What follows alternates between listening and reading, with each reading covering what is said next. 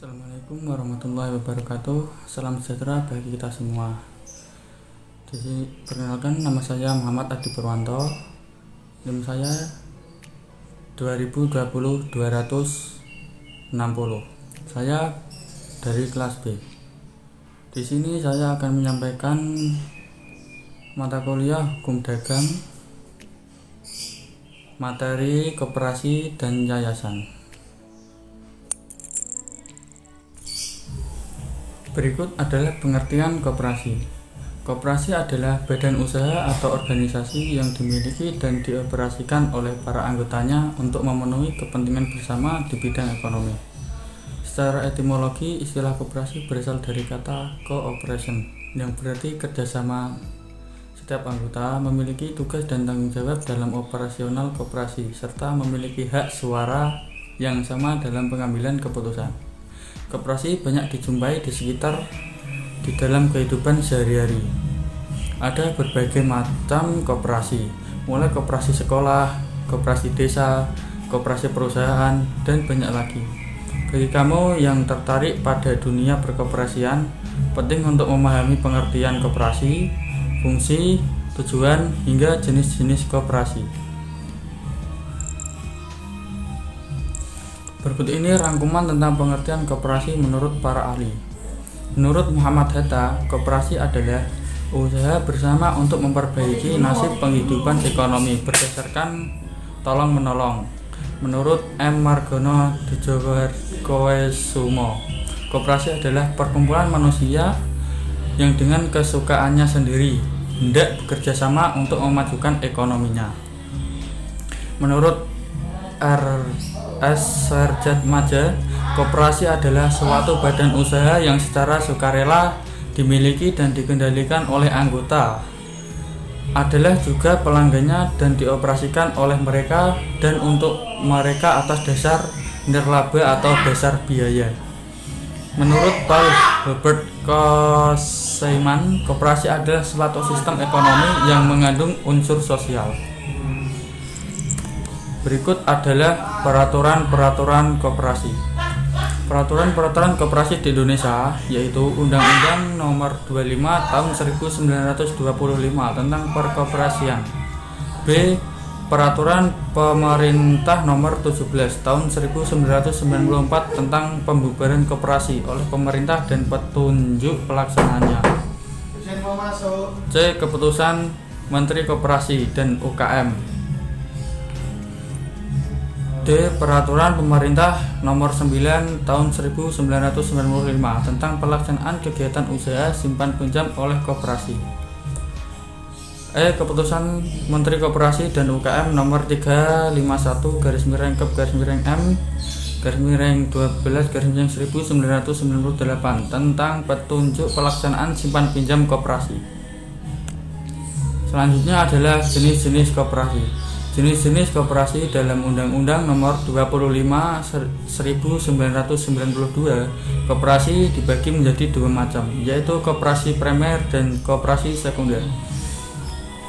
Dalam koperasi primer dijelaskan yaitu koperasi yang didirikan oleh dan beranggotakan orang seorang. Dan koperasi sekunder dijelaskan yaitu koperasi yang didirikan oleh dan beranggotakan koperasi.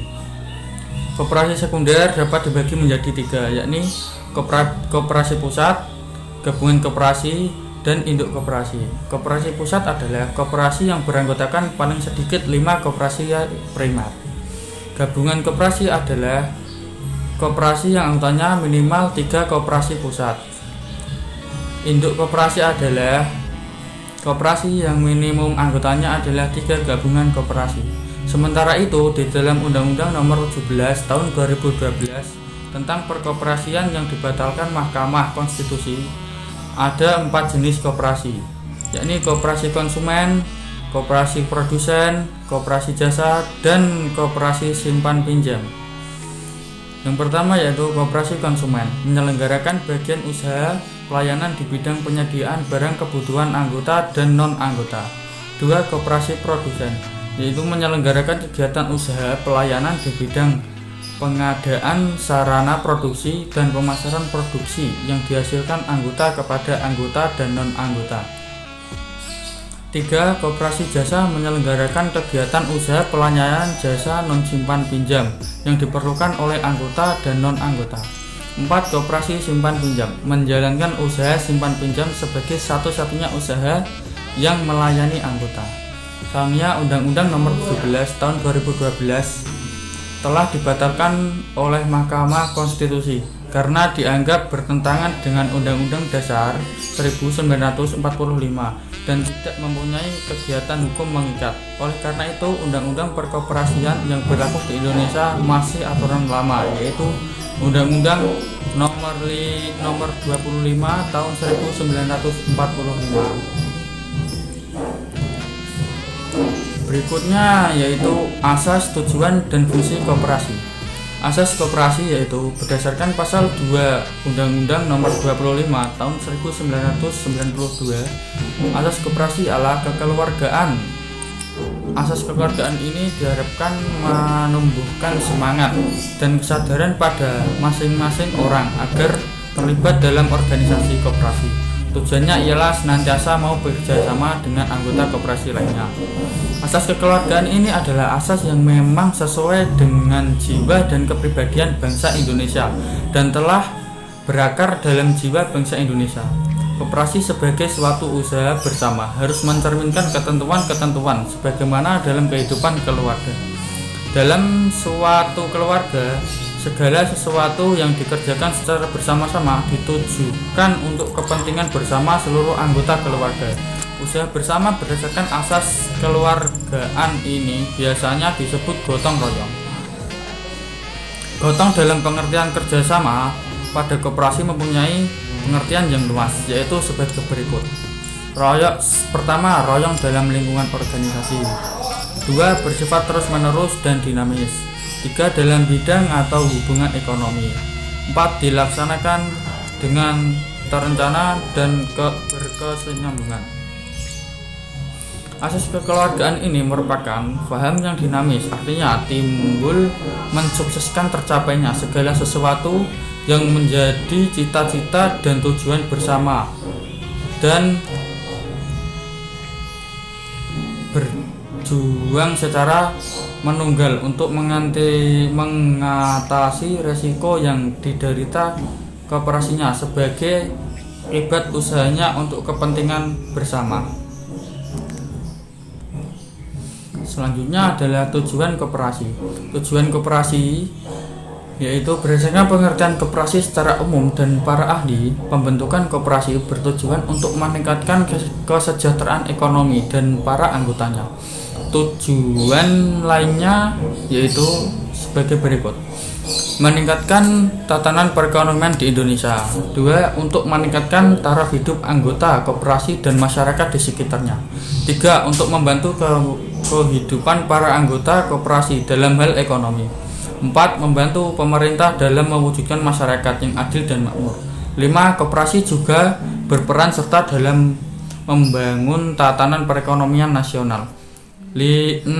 Tidak hanya untuk anggota, koperasi juga memiliki peran penting bagi para konsumen atau pelanggannya. Maka koperasi dilihat dari masing-masing kepentingannya, bertujuan untuk bagi produsen bisa menawarkan barang dengan harga yang cukup tinggi. Bagi konsumen bisa memperoleh barang baik dengan harga yang lebih rendah. Bagi usaha kecil bisa untuk mendapatkan modal usaha yang ringan dan mengadakan usaha bersama. Selanjutnya adalah fungsi koperasi. Fungsi koperasi di pasal Fungsi koperasi pasal 4 Undang-Undang Nomor 25 Tahun 1992 menyebut 4 fungsi dan peran koperasi. Antara lain: 1. Membangun dan mengembangkan potensi dan kemampuan ekonomi anggota pada khususnya dan masyarakat pada umumnya untuk meningkatkan kesejahteraan ekonomi dan sosialnya. 2. Berperan serta secara aktif dalam upaya mempertinggi kualitas kehidupan manusia dan masyarakat. 3. Memperkokoh perekonomian rakyat sebagai dasar kekuatan dan ketahanan perekonomian nasional. dengan koperasi sebagai soko gurunya. 4. Berusaha untuk mewujudkan dan mengembangkan perekonomian nasional yang merupakan usaha bersama berdasar atas asas-asas kekeluargaan dan demokrasi ekonomi dalam perannya. Koperasi kerap memberi bantuan seperti kredit, pinjaman dana pada anggota dalam hal finansial. Pembentukan koperasi diharapkan pada peningkatan kesejahteraan sosial masyarakat di Indonesia.